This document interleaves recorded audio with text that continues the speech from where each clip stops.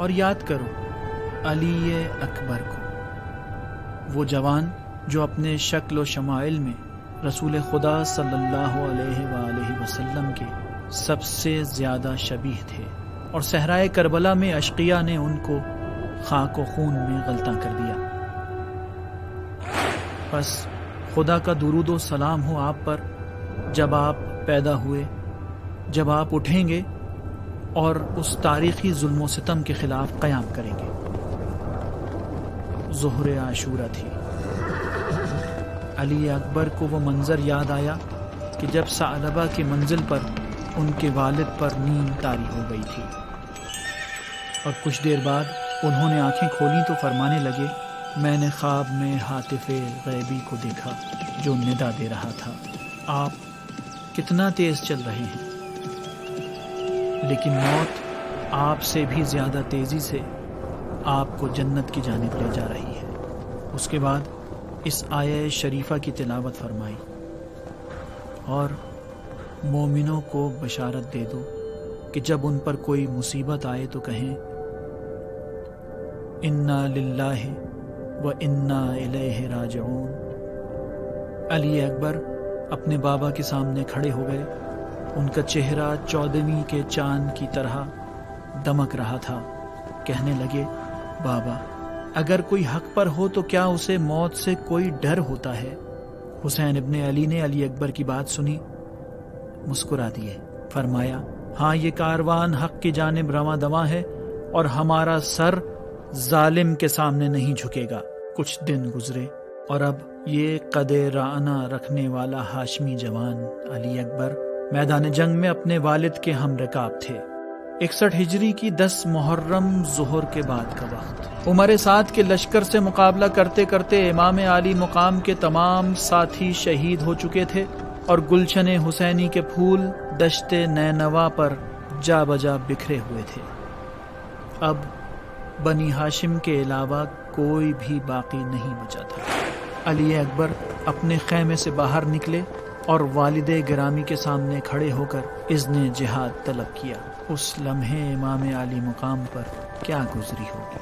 اپنے جگر کے ٹکڑے کو جنگی لباس پہنا کر کائنات کے بدترین افراد کے جھرمٹ میں جو بھیجنا تھا۔ امام علی مقام کے سامنے علی اکبر کی صورت میں رسول خدا مجسم ہو چکے تھے، اور کربلا اسلام کی حقانیت کی قتل گاہ بن چکی تھی۔ حسین نے خدا کی حمد و ثنا کی، علی اکبر کی زرہ کے بند مضبوط کیے اور انہیں میدان میں جانے کی اجازت دے دی۔ امام علی مقام اپنے فرزند کو اپنے شہید ساتھیوں کی صف میں شامل ہوتا دیکھ رہے تھے، لیکن انہیں ابھی زندہ رہنا تھا تاکہ ظالموں کی سنگدلی اور شقاوت مزید عیاں اور آشکار ہو سکے۔ باپ بیٹے کو میدان کارزار میں جاتے دیکھ رہا تھا۔ ایسی جنگ جو خدا گواہ ہے کہ برابر کی جنگ نہیں تھی۔ حسین ابن علی اپنے مؤذن کو دیکھ رہے تھے کہ جو میدان کی جانب جا رہا ہے، اور اب اس کی اذان جنت میں ہی سننے کو ملے گی۔ میدان میں موجود لوگوں نے یہ منظر دیکھا کہ کس طرح ایک باپ اپنے بیٹے کو آغوش میں لیے رخصت کر رہا ہے، اور فرشتوں میں شور و غل برپا ہو چکا ہے۔ جدائی کا لمحہ آن پہنچا تھا، اور کتنا دردناک ہوتا ہے وہ منظر جب ایک باپ اپنے بیٹے سے جدا ہوتا ہے۔ علی اکبر گھوڑے پر سوار ہوئے اور میدان کی جانب چل دیے۔ میدان جنگ میں موجود دشمن کے بعض سپاہیوں نے جب علی اکبر کو دیکھا تو شور مچ گیا کہ پیغمبر خدا صلی اللہ علیہ وآلہ وسلم خود تشریف لا رہے ہیں۔ مادر علی اکبر ام لیلہ اپنے دل کو تھامے لا حول ولا قوت کی تلاوت کر رہی تھی، اور کون جانے اس ماں کے دل کا حال جو حق کی راہ میں اپنے دل کے چین کو روانہ کرتی ہے اور اسے اس کے واپس آنے کی امید بھی نہیں ہوتی۔ اہل حرم علی اکبر کے قد و قامت پر گریہ کنا تھے، اور علی اکبر میدان کی جانب روانہ ہو رہے تھے۔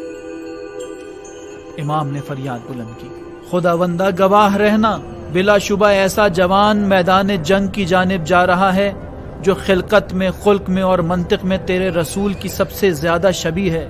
جب بھی اپنے جد رسول خدا کی زیارت کرنا چاہتا تھا تو اس کو جی بھر کے دیکھ لیا کرتا تھا۔ پروردگارا، ظالموں کو زمین کی برکتوں سے محروم کر دے، ان کے درمیان اختلافات پیدا کر کے انہیں متفرق کر دے، ان کے اسرار پر سے پردے اٹھا دے۔ خداوندہ، حاکموں کو بھی کبھی ان سے راضی نہ کرنا، کیونکہ انہوں نے ہمیں دعوت دی تاکہ ہمارے یار و مددگار بنے، لیکن ہم سے ہی جنگ پر آمادہ ہو گئے۔ اے پسر سعد، خدا تیرے خاندان کو نیست و نابود کرے، جس طرح تو نے میرا گھر اجاڑ دیا اور رسول اللہ سے میری نسبت کا کچھ بھی خیال نہیں کیا۔ میدان جنگ میں امام عالی مقام کی فریاد سے اعداء مبہوت رہ گئے، اور اب چاروں طرف بس ہوا کی سرسراہٹ سنائی دے رہی تھی۔ عمر سعد نے غصے کی حالت میں اپنے لشکر کی جانب دیکھا جس پر سناٹا چھایا ہوا تھا۔ اس نے چلا کر کہا، اے حسین کے بیٹے، جاؤ اور جنگ و جدال سے پرہیز کرو تاکہ تمہیں امان مل سکے۔ اپنی جوانی پر کچھ ترس کھاؤ اور خطرہ مت مون لو۔ علی اکبر نے غیظ و غضب سے للکارتے ہوئے کہا، میں علی ابن حسین ابن علی ہوں، خدا کے گھر کی قسم، ہم رسول اللہ کے حقیقی جانشین ہیں۔ خدا کی قسم، یہ لشکر ہم پر حکم نہیں چلا سکتا۔ میں نے اسی لیے تلوار اٹھائی ہے کہ ظلم کی تیغ جفا ٹکڑے ٹکڑے ہو جائے۔ عمر ابن سعد نے علی اکبر کے قدرت کلام اور ان کی فصاحت و بلاغت سے گھبرا کر حملے کا حکم دے دیا۔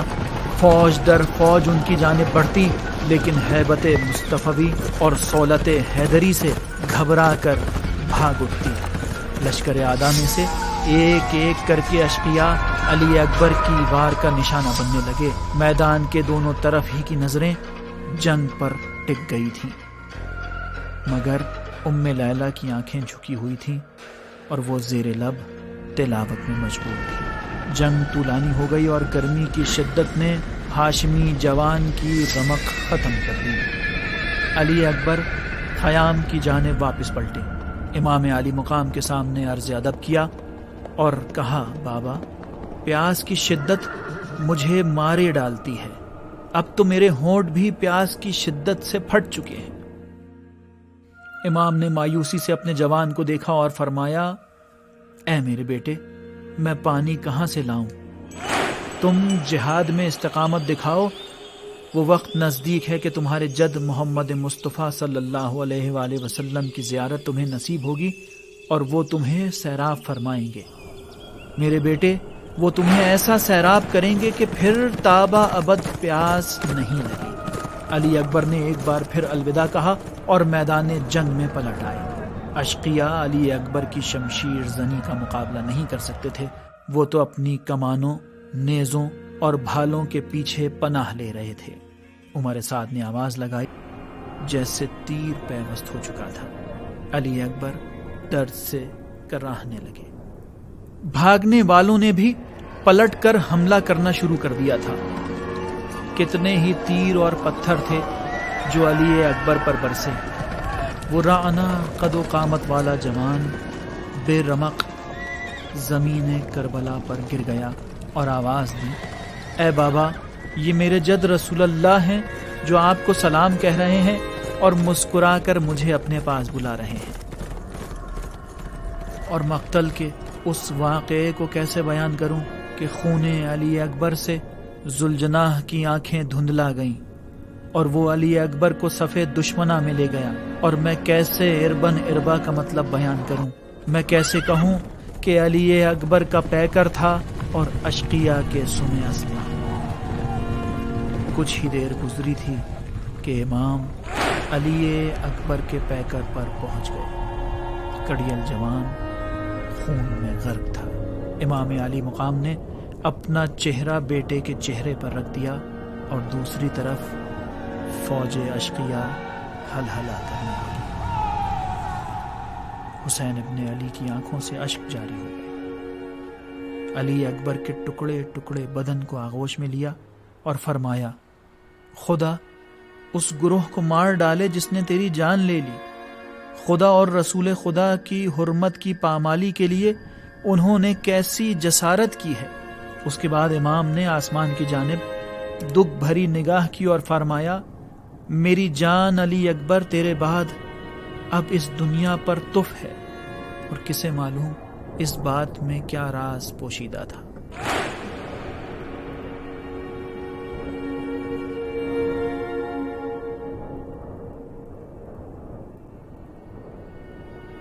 زینب کبریٰ نے اپنے آپ کو تیز رفتاری سے علی اکبر کے بالی پر پہنچایا۔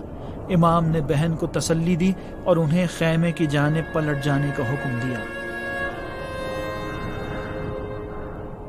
پھر بنی ہاشم کے جوانوں کو طلب کیا تاکہ علی اکبر کا ٹکڑے ٹکڑے بدن خیمے میں پہنچایا جا سکے۔